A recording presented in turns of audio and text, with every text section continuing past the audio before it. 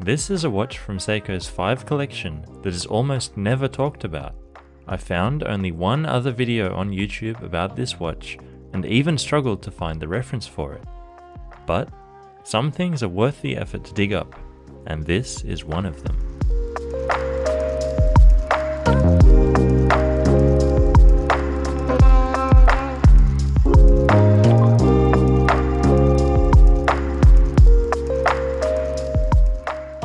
Welcome to Addicted to Watches. Today, we're looking at an interesting little watch from Seiko that is, I think, a hidden gem so well hidden that almost no one knows about it.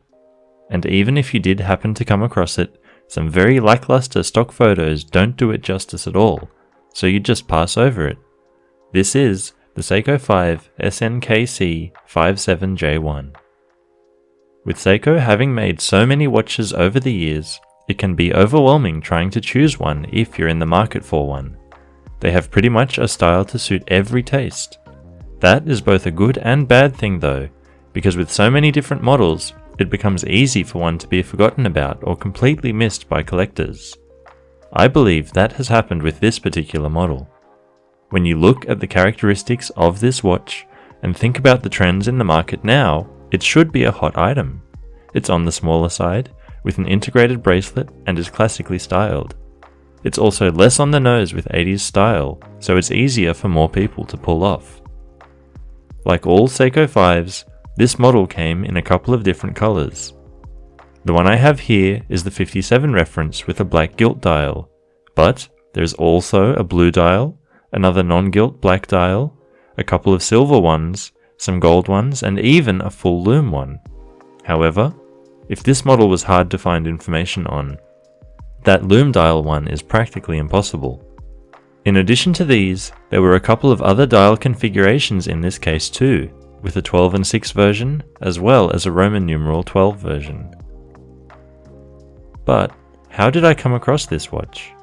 Well, about 4 years ago, before I lived there, I was on a trip to Japan, and a few days before I was set to fly home, I was in Osaka, wandering around as you do. I was already addicted at this point in time, so wanted to buy a watch from Japan to take home with me. What better than a Seiko 5?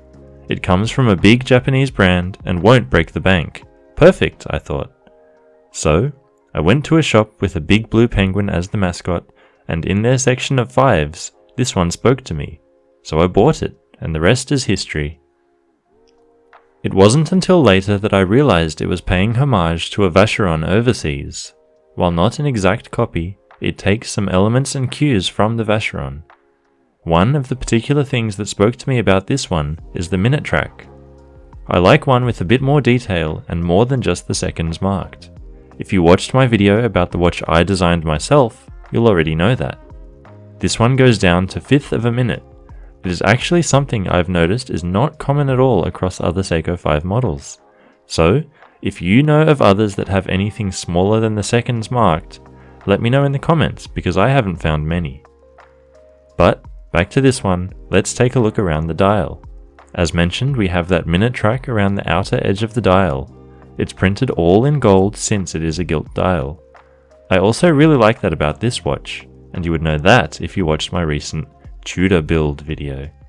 If you have no idea what I'm talking about, maybe you need to watch more of my videos.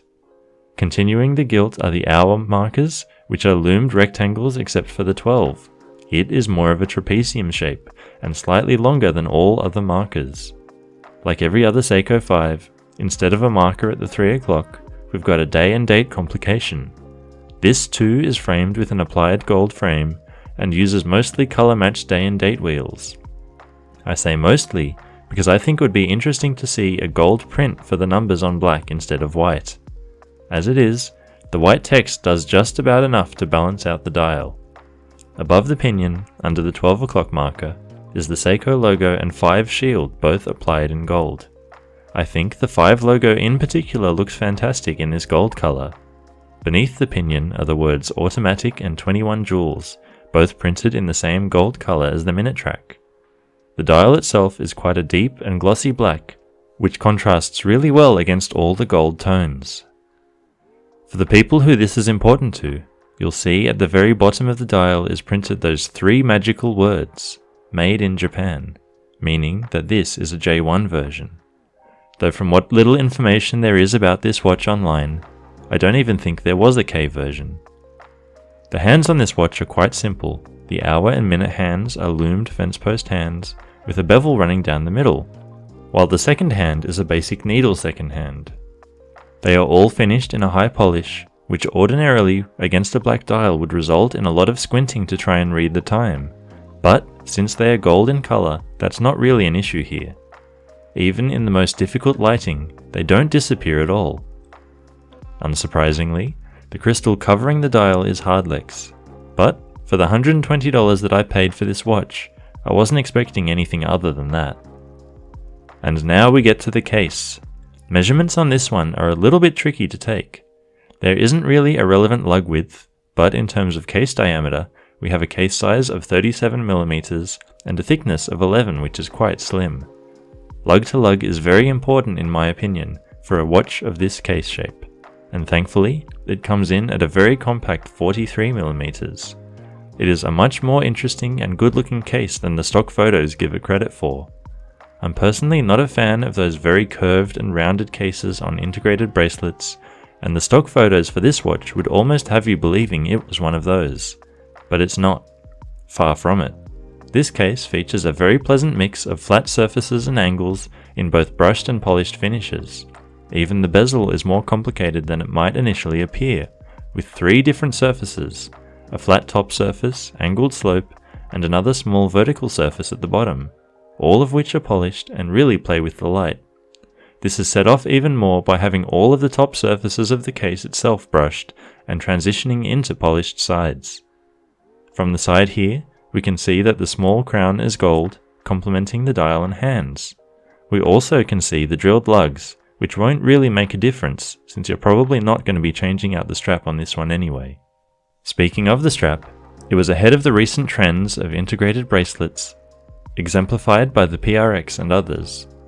An integrated strap is one that connects to the case in a non-standard way, often following the shape of the case.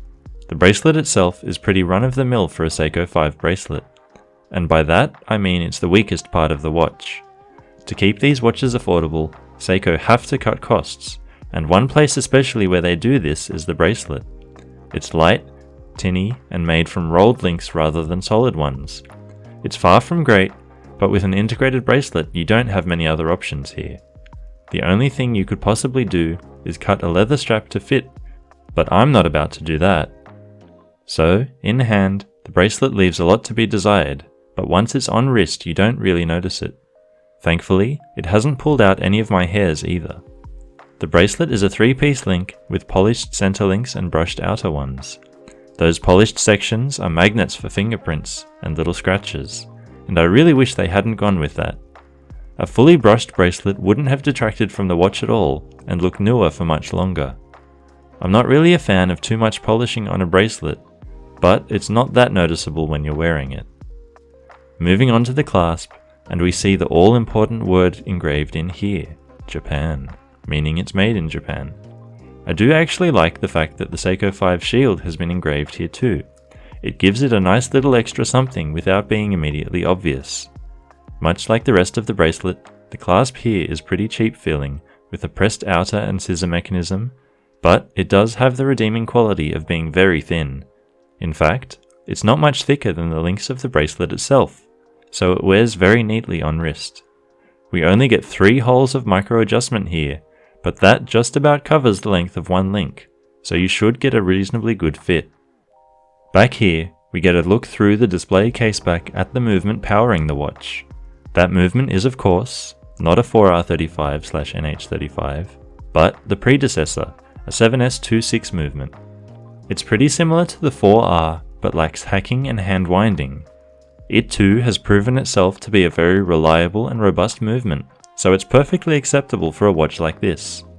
Let's face it, if it's in the SKX and people pay crazy money for one of those, I can't really complain about it being in this one. The last thing to talk about with this watch is the loom. Those hour markers are quite large on the dial, as are the hands. That combined with the fact that Seiko is well known for having good, even excellent lume, means that this one should be pretty legible after dark. And it is. Mostly. It's by no means bad, but also by no means does it compare to something from their diver's range of watches. Coming into a dark room after being outside, you'll easily be able to read the time from the glow of the lume.